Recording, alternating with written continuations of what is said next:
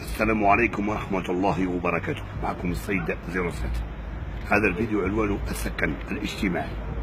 أنا راح نبعث رسالة إلى المسؤولين ولاية بسكرة. ناس بسكرة أنا ديما عندي حوالي 10 سنوات وأنا رقامي عليكم في كل المجالات، سواء اجتماعيات أو مناصرين. ضحيت معكم إلى آخر لحظة، ما ديت والو في حياتي. هدوني إلا موطن فقط، بارك الله فيك سير كحل.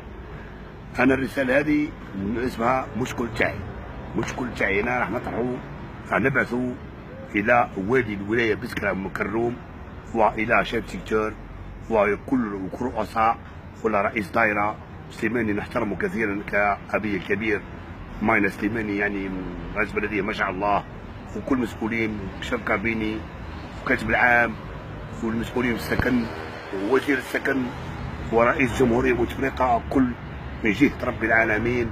أنا إنسان اسمي بن يحيى عبد الحفيظ في المدعو السيد مسكوب بسكرة. عمري 47 سنة، ما عنديش دار، راني كاري وعندي كفالة معايا أمه وبي وأختي من جهة الله العالمين.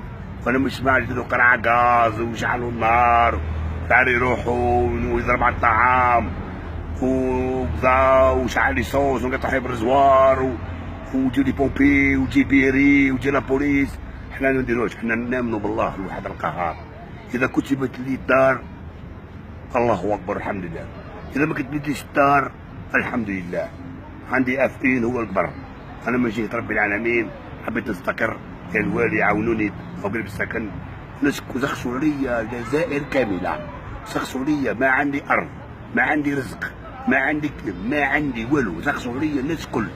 يا سي الوالي بن يحيى عبد الحفيظ المدعو السيد 07 ود بلاد فحل نمشي نعاونة البلاد فقط. كان عندي حاجه ربي يحرني نمن بالله، عندي عفاف وكفاف، ناكل ونشرب والحمد لله رب العالمين. عندي موطن فقط، اعطوني دار نسكن فيها راح نزود على روحي من جهه الله العالمين، من جهه رب العالمين. والسلام عليكم.